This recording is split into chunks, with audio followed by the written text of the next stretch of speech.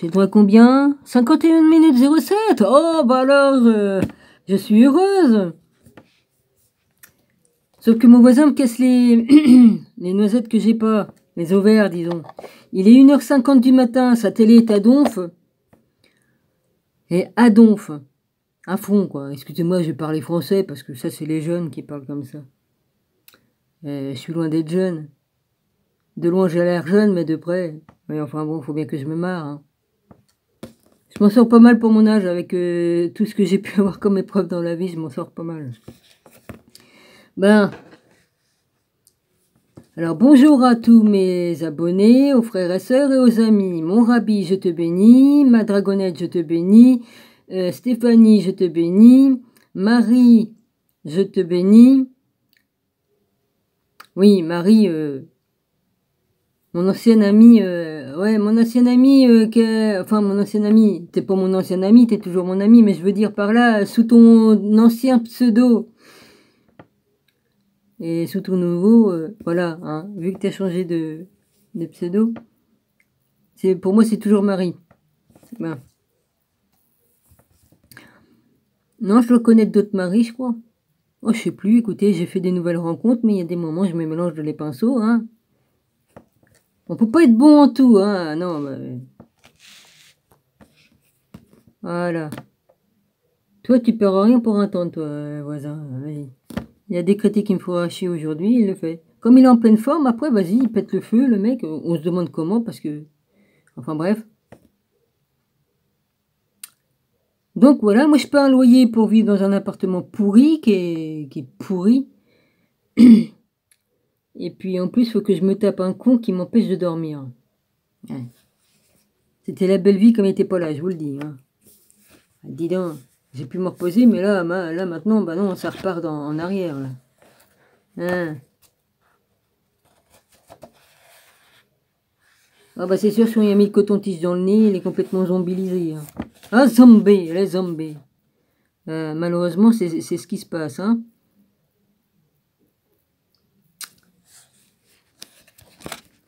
Mon cousin, pour que mon cousin se rappelle pas tout ce qu'il m'a dit et qu'il m'a dit que c'était pas vrai, forcément, il avait passé au coton-tige. Alors forcément, je comprends mieux maintenant pourquoi qu'il me tétait, tout juste il n'aurait pas juré sur la croix qu'il m'avait pas dit ce qu'il m'a dit. Je comprends mieux. Ils y ont effacé le cerveau, alors forcément. Ah bah non, j'ai jamais dit ça. Ah, c'est comme ça que tu m'as remercié. Ah bah oui, évidemment. Évidemment.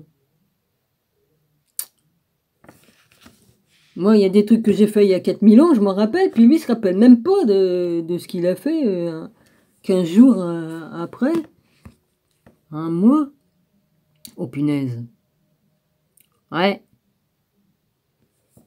Je suis triste parce que ma tante, il l'a fait passer par le coton-tige, et puis sa femme aussi, puis lui, bon. Oh bah. Et il y a des mois de ça, hein, c'était dans la deuxième période La deuxième période, je crois. Je crois que c'était la deuxième... la deuxième vague de faire comment qu'on appelle ça l'enfermement des gens chez eux en cage. Ouais, voilà. Allez, vas-y, je trouve pas mes mots, mais c'est pas grave. Ah, mon Rabbi, j'ai fait un fromage, mais j'ai fait une recette spéciale. J'ai mon petit secret spécial. Ouais. J'ai pas fait comme ils disent. Ça fonctionne quand même, mon Rabbi. Suffit d'acheter un bon petit fromage qui est déjà fait en machin, t'en rajoutes 1 ou 2 cuillères dedans et ça le fait avec le lait. J'ai mis presque un demi-litre de lait presque. Ça rend pareil, sauf que j'ai un tout petit fromage tout petit, mais il est mignon comme tout. Là, il est en train d'égoutter là. Je l'ai mis dans la gaz. J'ai rien mis d'autre, rien. Je peux toujours mettre du miel dedans si je veux, hein, si je veux que ça soit sucré le fromage. Ou je mets rien du tout, hein, Ouais, ça l'a fait. Il est en train de regarder un truc avec des zombies. Remarque, ça va bien. Ils sont entre eux avec lui. Aïe, aïe, aïe. Il regarde que ça, des trucs d'horreur. Ouais, ça fait pas venir les entités, ça, de regarder des pareilles conneries. On va me dire que non. Bah si. Les filles qui faisaient des trucs de... ils faisaient tourner des machins, là, en bas, là, ils appelaient les esprits, hein, en bas, bah, après, je me retrouvais avec des conneries, moi, chez moi, hein, enfin, ils tapaient dans les murs, hein, les trucs. C'était bien la peine que j'ai fait partir un esprit, moi, plus tard, vas-y.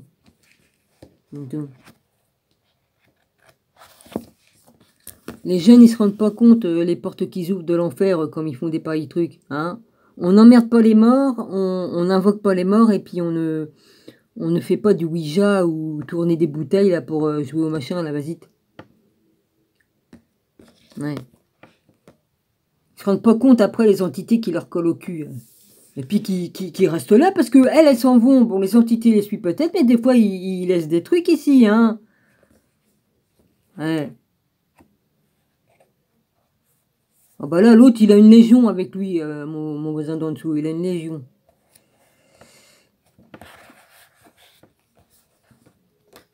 Bah, vaut mieux pas qu'elle sorte d'un seul coup, parce que, dis donc, je vais t'emmerder, moi, hein. Ouais, enfin bref.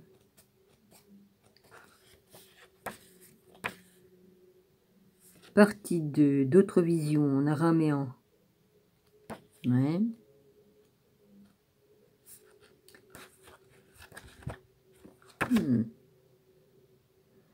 Là-dedans, c'est marqué la passion du Christ par les visions de...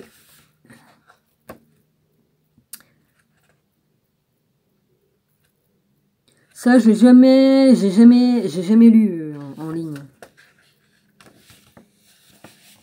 C'est quoi ça?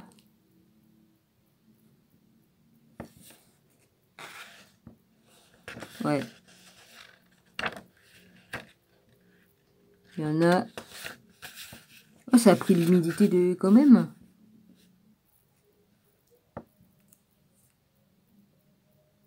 Voir la passion du Christ en direct, bah, j'y étais, moi. Elle l'a vécu parce que toute sa vie, elle avait revécu tout ça. Les visions et tout ça qu'elle a eu. Mai 2017.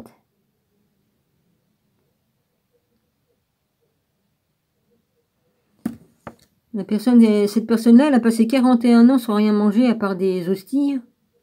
Ça doit être ça. Une hostie par jour. Hmm.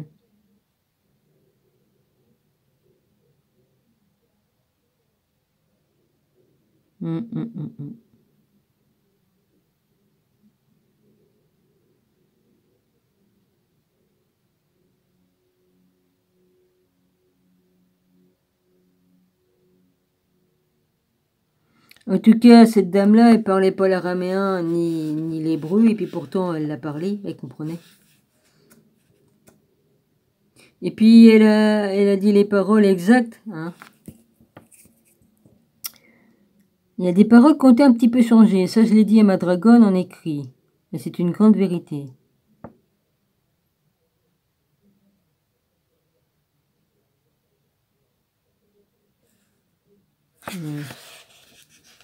Je cherche un extrait.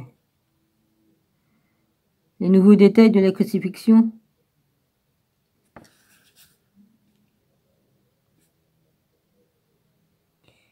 Marc, le Jésus que nous connaissons, c'est-à-dire le Maître qui enseigne à des disciples continue à accomplir des guérisons miraculeuses et impressionne ceux-là, même qui viennent l'arrêter. Que l'homme de chair, un homme dont le corps souffre comme n'importe quel corps auquel on inflige des sévices, c'est un homme qui connaît la fatigue et la déshydratation. Un homme qui saigne de partout, tremble et se tord de douleur. Un homme qui doute et parfois troublé exprime ses émotions par des gestes, et même un homme qui pleure, encore plus étonnant. Ne laisse pas les bourreaux de Jésus dans l'ombre, et elle n'est pas avare de détails, ni sur l'habillement du grand prêtre Caïphe, ses gestes, le comportement méprisant et hostile des autres juifs envers Jésus, ni sur l'accoutrement de ceux qui font régner l'ordre dans le temple et viennent procéder à son arrestation, jusqu'à l'attitude sadique des esclaves juifs qui exécutent la flagellation, ou celle de certains spectateurs. Pour la crucifixion, un épisode qui a donné lieu à tant de représentations artistiques, calvaires, chemins de croix, sculptures et tableaux jusqu'au Christ en croix figuré dans toutes les églises. Thérèse relate... Ah, ben, je l'ai dit, tant pis, de toute façon, c'est Thérèse. Relate l'événement en donnant d'abord une vision extrêmement technique. Je l'avais déjà présenté, mais je ne l'ai jamais lu. J'avais juste présenté la page, la couverture, c'est tout. D'être en contradiction avec les textes canoniques qui, justement, ne racontent pas du tout de façon détaillée comment les bourreaux ont procédé. Son récit est d'un réalisme figurant. En revanche, il remet en question toutes les représentations imaginées par les artistes au cours des siècles. Thérèse donne en effet une version tout à fait inédite sur la manière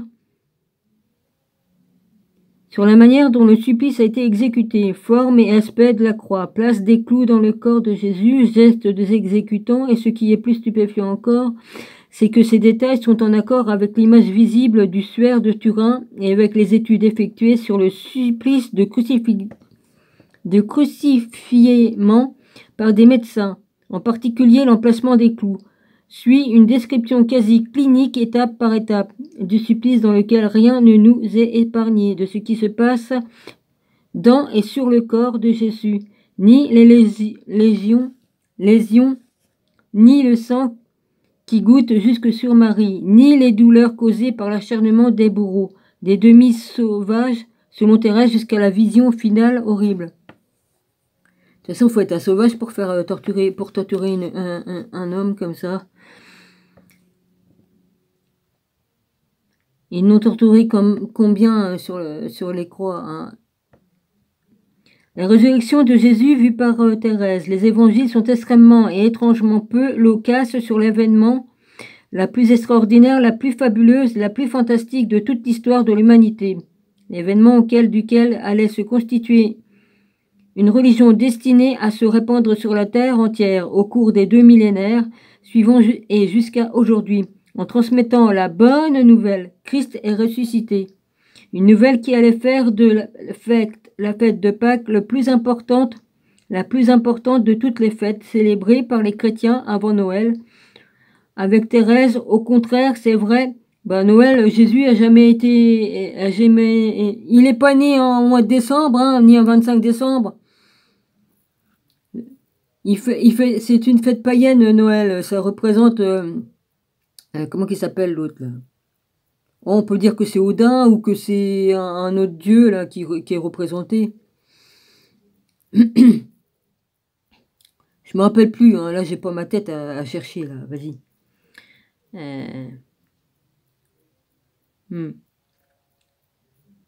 C'est un vrai spectacle son et lumière dans lequel même les phénomènes qui défient les lois de la physique newtonienne se réalisent sans effets spéciaux du jamais vu parce qu'elle éclaire de façon si extraordinaire les textes fondateurs du christianisme. Les visions de Thérèse méritent vraiment d'être lues. Ah bah ça, je l'ai lu et relu. 14 jours sans rien manger et sous contrôle médical. Je l'ai fait pendant 8 jours et j'avais pas de médecin, moi. La première fois que j'ai jeûné, ouais, j'ai dit je fais 8 jours et je les ai fait. À chaque fois que je dis je fais ça, je le fais.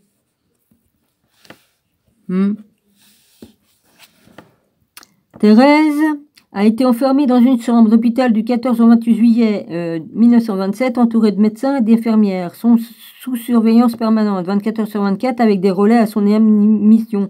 Elle pesait 55 kilos à la sortie. Elle pesait 55 kilos sans aucune autre boisson ni nourriture que 3 hosties de taille normale, pesant chacune 13 grammes, accompagnées de 3 cm 3 d'eau qui lui permettait de les avaler. L'extrait de rapport final établit que par les médecins ne laisse planer aucun doute. Nourriture. La nourriture a fait l'objet de plus grande et de la plus assidue des surveillances pendant toute la période d'observation. Toutes les instructions pour le nettoyage, pour rincer sa bouche, etc. ont été strictement respectées. En dépit de cette surveillance assidue, il n'a jamais été noté que Thérèse, qui n'a jamais été seule une seconde, ait mangé quoi que ce soit, en même qu'elle ait tenté de manger quoi que ce soit. Son lit était sous surveillance permanente et refait chaque jour par l'une des 4 infirmières. Sous serment, ni moi ni l'une des infirmières ne pouvaient admettre une faille dans notre surveillance sur la nourriture. Pendant la durée de l'observation, voici les éléments suivants qui sont entrés dans le corps de Thérèse.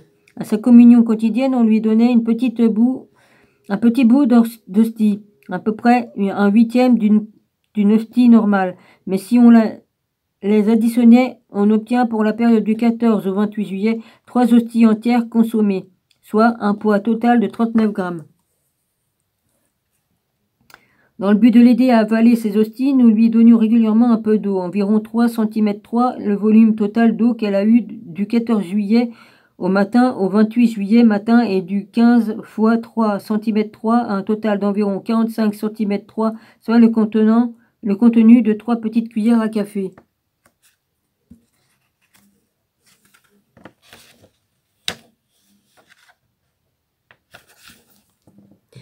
Conformément aux instructions données les instructions données lorsque Thérèse voulait se rincer la bouche, l'infirmière lui donnait un volume précis d'eau qu'elle devait recracher dans un récipient pesé à son tour. Le volume de l'eau avant et après n'a varié qu'à 2 occasions. Le 16 juillet, nous avons constaté un déficit de 5 cm 3. La notation de l'infirmière précisait qu'en recrachant, les gouttes ont atterri sur le sol.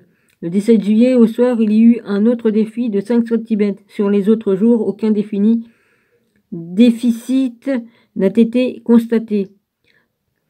Poids. Afin d'éviter toute possibilité d'erreur, le poids de Thérèse a toujours été pris avec les mêmes vêtements, mais sans chaussures. Le mercredi 13 juillet, elle pesait 55 kg et le samedi 16 juillet, son poids descendit à 51 kg. La pesée de 20 juillet donnait 54 kg. Le samedi 23 juillet, elle était à 52. Le jeudi 25,55 kg. Le poids de sortie était le même que le poids d'entrée. C'est l'élément les plus surprenants de toute l'observation. Les premiers pertes de 4 kg et le second de 1,5 kg. S'explique par les activités de la veille. Vendredi, élimination d'urine, de sang, de vomi, enfin bref. L'extraordinaire intensité de métabolisme pendant les états d'extase et transpiration considérable ou suivi des extases. Le fait cependant que Thérèse ait récupéré 3 kg dans le premier cas et de 2,5 kg dans le second, sans aucun liquide ou nourriture, ne peut être expliqué par aucune de nos lois physiologiques ou naturelles. Nous avons cependant que les gens dont le niveau d'albumine baisse n'ont plus soif. Les observateurs sur les cas cliniques m'ont été transmis. Cela aurait demandé une baisse d'albumine considérable, ce qui n'était absolument pas le cas chez Thérèse. Extrait de chapitre Thérèse et son ange gardien dans Enquête sur l'existence des anges gardiens, 600 pages. Ah ben je l'ai le livre. Et Jardin des livres, ouais c'est là que j'ai lu. La foule devant la maison de Thérèse Newman, plusieurs centaines de visiteurs attendaient tranquillement et... Bah j'ai dit son nom, de toute façon... Ouais mais je sais pas si j'ai le droit de dire le nom de famille, c'est pour ça, vas-y. Pour rencontrer, c'est qu'elle était déjà considérée comme une sainte. Ça, c'en était une sainte. C'en est toujours une, puisque de toute façon, elle est partie au ciel, donc elle est une sainte, mais au ciel.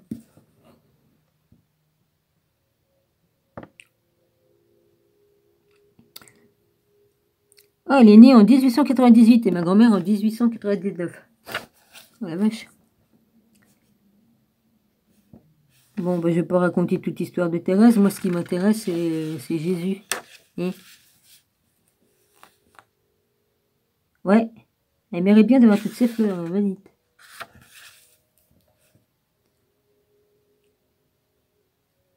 C'est pas ce que je cherche.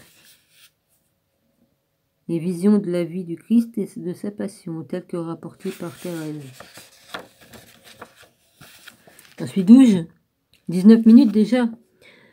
Je n'y peux rien au fait que j'ai des visions. Ah bah moi non plus.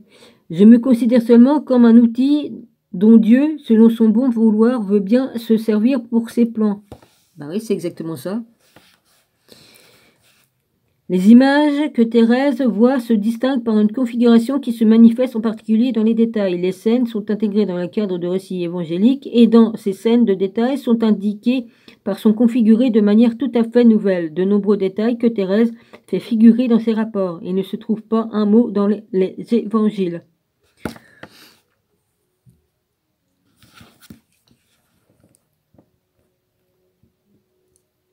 Présentation des visions. Les visions de la Passion et celles de la Pâque de Thérèse présentées ici commencent par la vision. Jésus est oint par Marie. Marie-Madeleine. Dans la maison de Lazare, à Béthanie, et finissent par la vision. Jésus repart vers son Père, depuis le mont des Oliviers, près de Jérusalem. Chronologiquement, elles suivent les cours des événements qu'on retrouve lorsqu'on a une vue synoptique de 4 évangiles.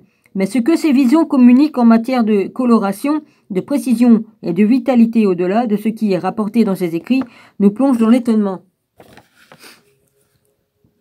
En outre, ces visions, et c'est encore plus remarquable, offrent quelques fragments de paroles, de mots isolés et de paroles de Jésus dans la langue qu'il parlait depuis son enfance et dans laquelle il a prêché et enseigné en tant qu'adulte en galiléen et en araméen, judaïque.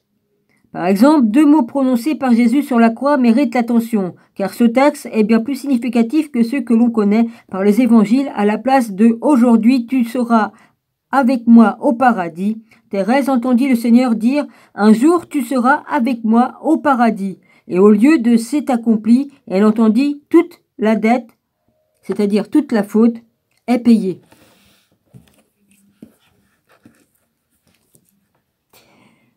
Le fait, entre autres, qu'elle n'ait qu'entendu et repéré ces phénomènes sans les comprendre, l'élève précisément au-dessus de toute soupçon et mérite la confiance. Dans une autre partie de ce livre, nous apporterons la preuve linguistique du bien fondé de cette confiance pour déterminer quelles explications peuvent être souhaitées sur la manière dont la restitution des visions de la Passion et de Pâques par Thérèse s'est organisée.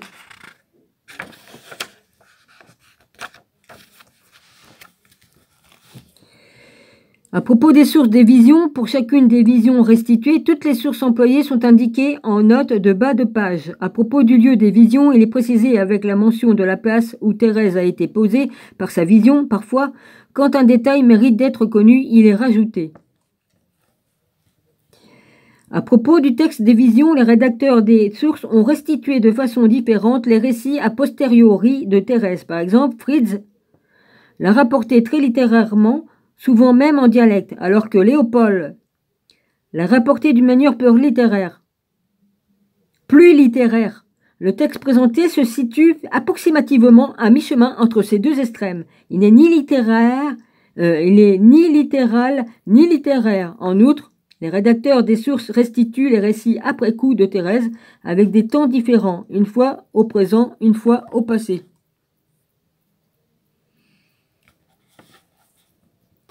Dans le texte présent que vous allez découvrir, la forme du présent a été généralement adoptée à l'exception de citations littéraires. Les fragments des discours entre guillemets sont des citations originales. Les insertions entre crochets servent à permettre ou à faciliter une compréhension adéquate. Quand elles ne mentionnent pas un autre nom, elles sont de moi. Parfois, un mot a été pris plus précisément, par exemple, chemise pour robe. Les sources ont souvent été combinées, parfois la succession dans la source a été modifiée, mais uniquement comme Thérèse, dans son récit, a posteriori, l'avait abandonnée. On lui a souvent demandé de s'en tenir à celle-ci, et si elle s'est corrigée elle-même. Ferdinand, son frère, est témoin direct à attirer mon attention sur ceci. Il serait intéressant de savoir comment Thérèse a été interrogée après ses visions. Les réponses variaient selon les questions. Description de Thérèse par Bidule. Vas-y, je dis pas son nom. Non, mais Erwin, et puis c'est tout ce que je vais dire. Au moins une évidence dans cette vision. Tout ce que Thérèse indique, qu'elle soit dans un état normal ou dans son état intermédiaire, transmet des informations qu'elle ne peut connaître par elle-même et qu'aucun témoin de l'époque des faits n'a rapporté. À chaque fois que je fais mes vidéos, moi j'ai toujours le nez qui me chatouille. Il faut le faire, ça.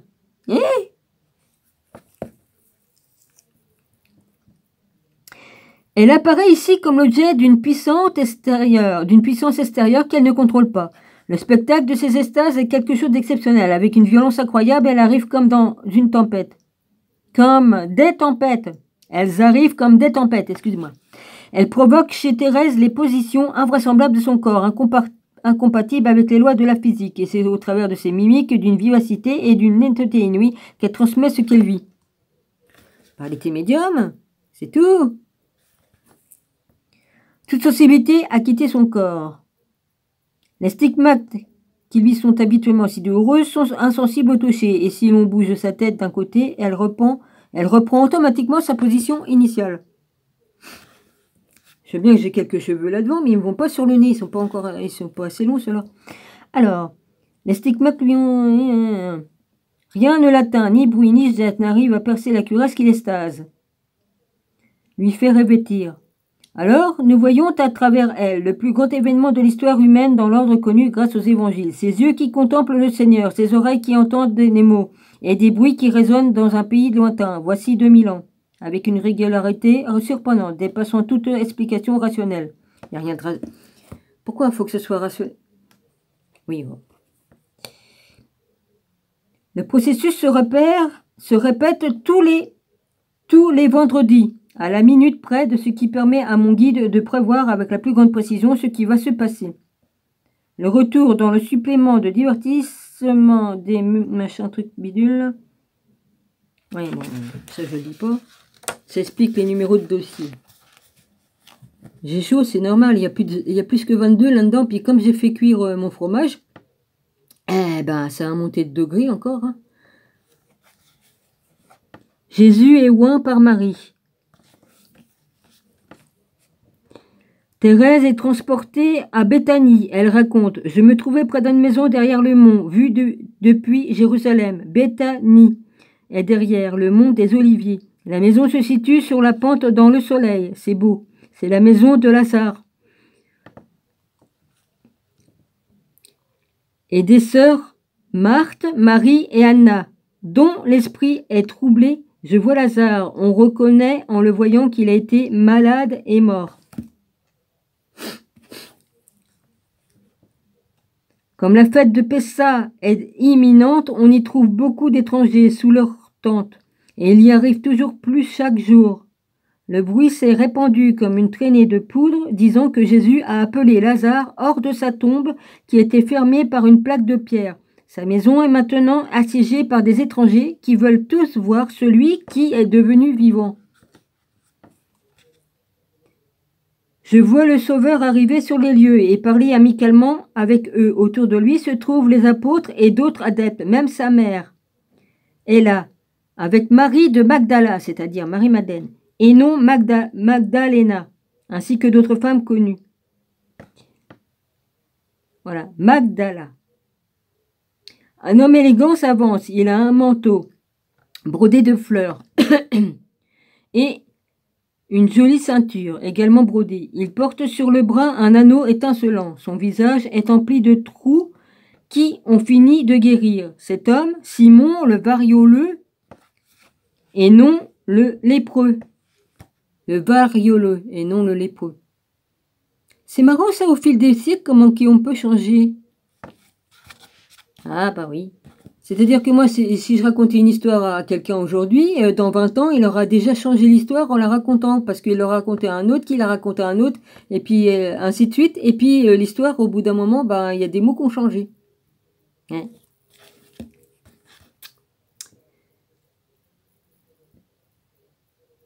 Après de lui, un autre individu, mais celui-ci n'est pas lépreux. Après lui, un autre individu, mais celui-ci n'est pas habillé aussi élégamment. Il porte un habit classique, ses bras sont nus. Classique, et ses bras sont nus. J'en suis d'où? 29 minutes. Ouais. Celui qui est élégant s'incline profondément devant Jésus, puis l'invite poliment avec tous les siens à un repas. Le Sauveur accepte son invitation. Tous les hommes et femmes qui l'accompagnent le suivent. Il contourne le mont. Jésus et ses hommes marchent en tête. Les autres les suivent jusqu'à ce qu'il arrive à sa demeure. Celle-ci dispose d'une grande salle ouverte. Elle a des colonnes simples sur les côtés, mais pas de murs. Entre les colonnes, des buissons verts et des arbres, dont certains sont en fleurs. Au milieu, un grand toit avec un puits de lumière qui peut être recouvert par des volets lorsqu'il pleut, repose sur ces colonnes. De longues tables ont été dressées de part et d'autre. Simon et le Sauveur contournent une colonne et s'installent. Les hommes prennent alors place à table avec eux. Les places des femmes se trouvent de l'autre côté. On peut regarder par-delà.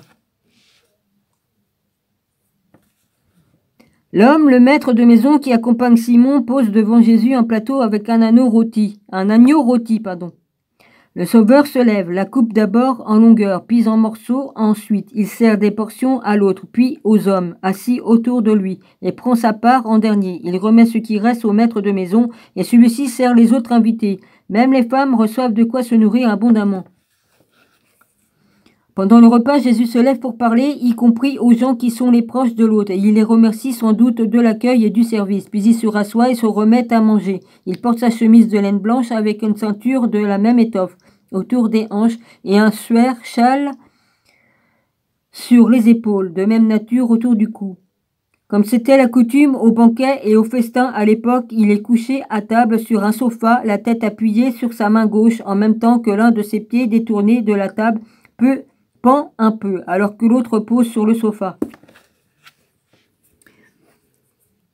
Soudain, tout doucement, comme craintivement, Marie de Magdala s'approche. Derrière lui, elle porte un manteau clair avec quelque chose de caché dessous. Elle a pleuré tout le temps, je ne sais pas pourquoi. Elle passe doucement derrière le dos du Sauveur. Les hommes la suivent du regard, de sorte qu'on comprenne que celui-là ne le plaît vraiment pas. Alors tous fixent Jésus en lui disant de se retourner. Mais le Sauveur n'a pas besoin de cela, il voit dans le tréfonds de l'intériorité. L'intériorité, pardon. Ouais. En tout cas, moi, comme j'ai lu le livre, c'est marrant, les détails qu'elle donne, on a la vision de ce qu'elle dit. En même temps, Marie de Magdala dénoue le lacet de ses sandales. On entend l'une d'elles tomber. Alors, elle s'agenouille sur le pied de Sauveur un onguent. Elle pleure, elle la laisse faire et tourne vers elle son autre pied, si bien que... Non.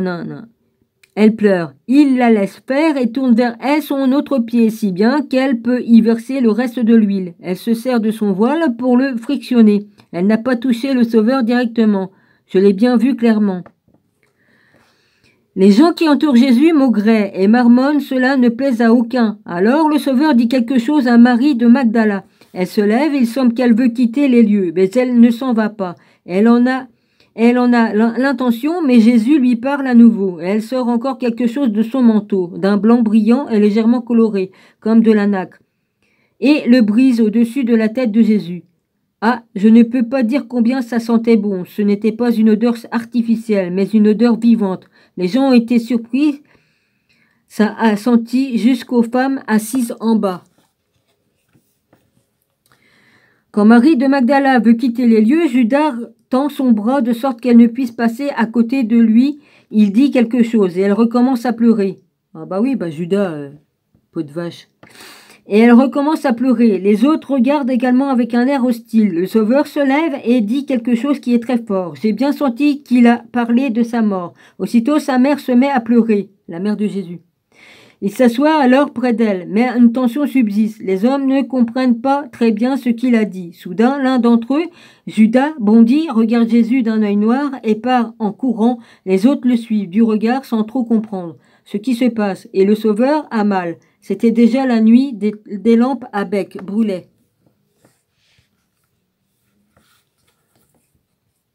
Commentaire de Thérèse sur Lazare et Marie. À propos de Lazare, il était le régisseur de la propriété d'un riche famille de Béthanie. Grand, sérieux, doux et modéré. Tout comme ses sœurs. Il avait conquis l'amour de Jésus par d'innombrables marques d'amitié.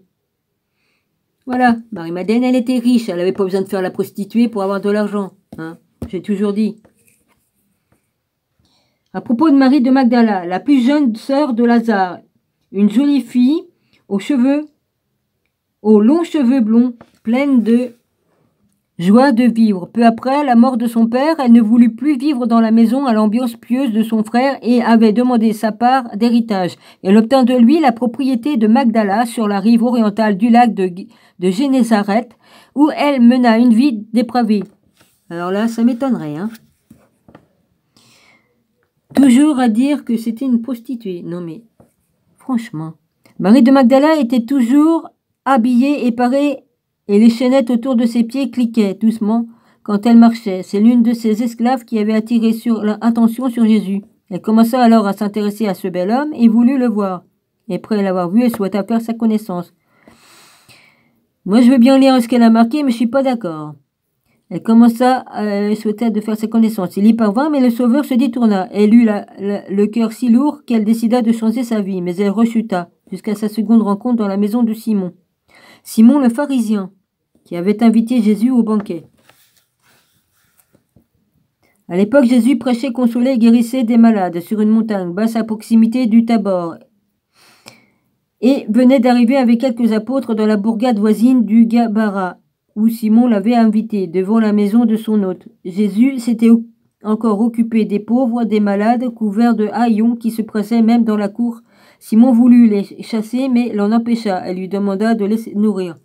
Moi, je lis le livre, d'accord, mais il y a des trucs que je suis pas du tout d'accord, de toute façon. Mais bon. De son côté, Marie de Magdala avait écouté ses sermons sur la montagne en compagnie de quelques femmes, et elle s'était rendue chez Simon où elle avait toute prise place dans une pièce attenante. Soudain, cédant à une force intérieure, elle quitta les femmes et alla dans la pièce où Jésus et ses 6 apôtres étaient attablés avec Simon et ses invités.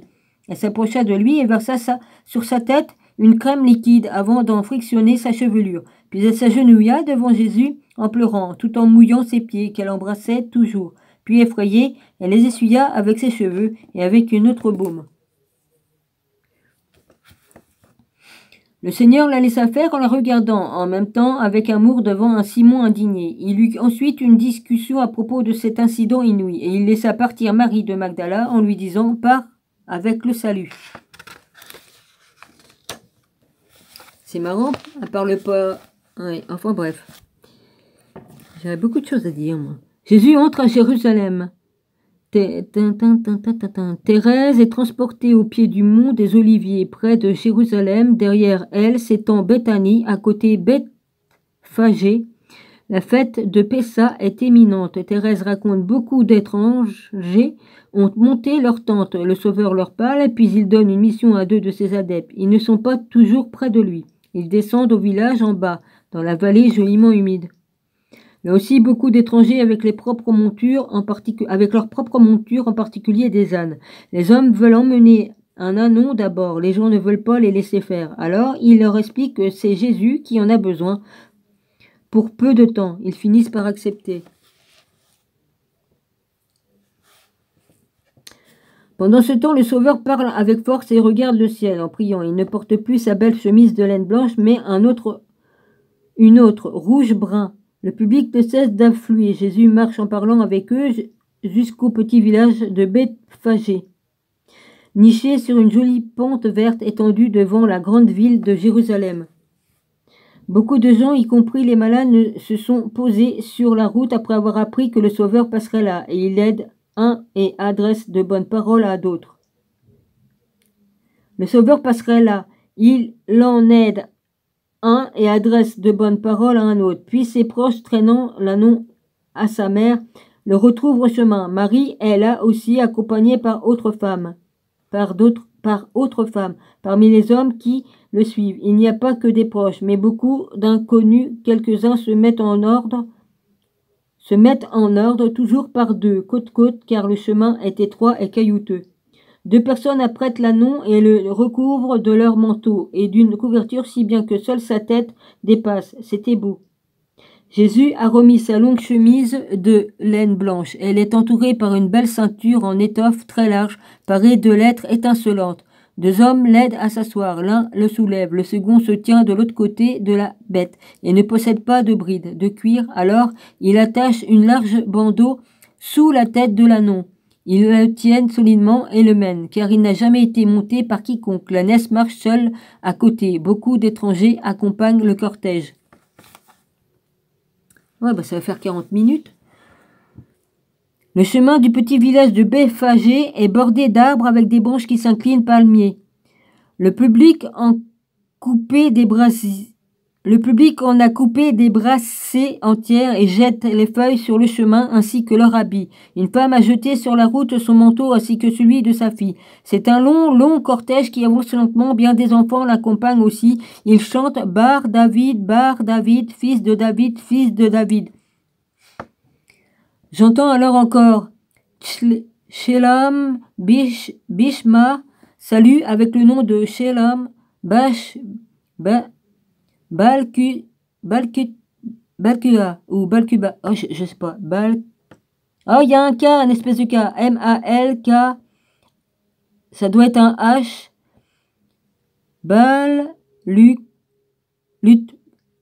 Luta. Si c'est des H, c'est ça. Mais sinon, si c'est des... Salut, royauté. Bon. Dans le cortège, les hommes marchaient devant, puis venaient le Sauveur, ensuite sa mère et les autres femmes, ainsi que les proches qui l'accompagnaient souvent, à l'endroit où le mont s'élève, où on a tous ces arbres, hommes et femmes se sont avancés pour jeter des branches sur le chemin. Le Sauveur les avait placés derrière, car il ne voulait pas qu'il y ait autant de gens devant sa personne, mais il n'a pas été possible de les retenir, si bien que le Sauveur s'est rapidement retrouvé le dernier. Il ne s'y opposa pas, car il n'y avait que des cris de joie.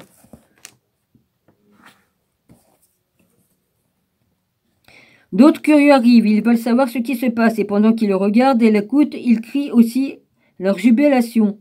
Le cortège arrive au sommet du mont, là où on voit toute la vallée en bas, et même à l'intérieur de Jérusalem. Jésus stoppe le cortège, descend de l'annon, s'assoit sur une pierre et regarde en bas vers Jérusalem. Les gens qui l'accompagnent s'assoient également. Tout à coup, il semble souffrir et commence à pleurer. Des hommes, ses apôtres, s'approchent de lui. Il leur dit quelque chose de triste. Du coup, certains commencent à pleurer également. D'abord le plus jeune, Jean, puis le grand, raide, Philippe Bartholomé. C'était Philippe B-A-R, plus loin, Ptolomée, T-H-O-L-O-M-E-E. Au bout d'un moment, ils prennent Jésus dans leurs bras et le replacent sur l'annon. Le cortège se remet en route et entame la descente. Avant d'entrer dans les faubourgs de Jérusalem, Ophel, ils traversent les faubourgs en passant entre les murs de la grande porte pour remonter sur la terre du temple, là où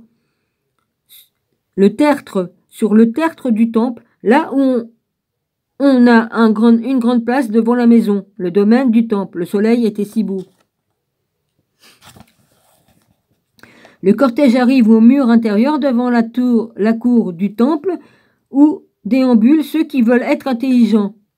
Les lettrés, ils critiquent ceux qui accompagnent Jésus parce qu'ils crient leur joie. Le Sauveur leur dit quelque chose de sérieux. Ils ont eu peur de lui. Alors ils se sont calmés. Puis ils descendent de l'annon et entrent dans la ville par la grande porte. C'est celle-là qu'ils ont bouchée, je crois. Ouais. Des gens, beaucoup de gens, ils attendent tous le Sauveur, des étrangers, mais pas ceux qui, plus tard, crieront comment que c'est écrit en gras, là? Comment que c'est? Il y a un B, mais c'est un B, ça?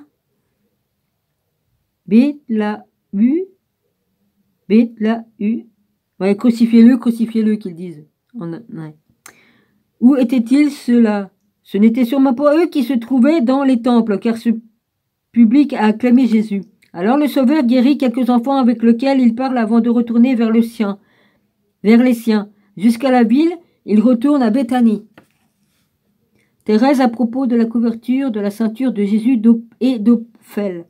La couverture, savez-vous où on fabrique d'aussi belles couvertures? Demande Thérèse. Dans la grande maison, le domaine du temple, la dernière où sa mère se trouvait quand elle était petite, à l'intérieur, dans l'école du temple. On trouve là beaucoup d'ateliers et tous possèdent leurs propres rideaux, à l'intérieur des métiers à tisser, et tous les outils dont on a besoin. C'est là qu'elle tisse des si belles choses. Bah oui, je l'ai dit dans mes vidéos, que les femmes y travaillaient à tisser. La ceinture de Jésus, sur cette belle ceinture large, quelque chose était incrusté, des lettres hébraïques brodées. Je n'en ai encore jamais vu de semblable, ni avant ni après. Ce sont les hommes, les apôtres, qui l'ont préparée. Elle lui a plu. Sur Ophel, ils sont entrés dans le faubourg Ophel, où les enfants ont crié en chœur Shlam, ou Shelam. Je sais pas, c'est pas attaché. S-C-B avec un petit E au-dessus du H. Ou alors c'est un H. S-C-H avec un petit E, puis après un peu plus loin, Lam. Shelam. Voilà. Salut, voilà. Ils portaient à peine un vêtement sur eux. Les habitants étaient très pauvres, mais il n'y fait pas froid non plus. On se sont Oh, ils se sont précipités vers le Sauveur. Les hommes apôtres ne voulaient pas les laisser passer, mais Jésus s'est mis au milieu des groupes d'enfants et leur a imposé les mains. Ils ont crié autant qu'ils pouvaient, et je n'ai rien compris tant qu'ils piaillaient.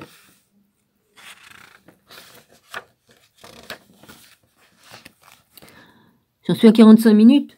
Bah, ils vont mettre au moins 200 ans à me l'uploader, celle-là. Puis j'ai le droit à temps seulement. Ils me brident parce que pour une raison, merde, je sais plus comment expliquer, moi. Jésus pleure sur Jérusalem. Bah, le manque de mémoire sur mon téléphone, déjà, et puis, alors... Puis il me bride. Alors déjà que mon téléphone, il me bride, mais eux, ils me brident. Alors comme ça, bah, ça fait double bride, quoi. Voilà, vas-y. Alors, Thérèse est transportée à Béthanie le soir de son entrée à Jérusalem. Elle voit Jésus prendre son repas chez Lazare. Elle raconte, le Sauveur porte une chemise avec une ceinture tissée sur les hanches et un suaire autour du cou. L'ensemble a été tissé avec de la laine naturelle de couleur claire. Ses longs cheveux bruns descendent jusqu'à sa poitrine. Le bout de sa barbe d'environ 8 cm se divise en 2 pointes. Dans une belle salle divisée en 3 parties est cernée par des colonnes de gens apportent un agneau rôti. Jésus est couché devant la table du milieu, Lazare est à sa droite et à sa gauche un de ses parents. Les 8 apôtres sont également couchés devant cette table. Où c'est que je t'ai mis, moi? Oh, je sais pas où je l'ai mis. Aïe, aïe, aïe.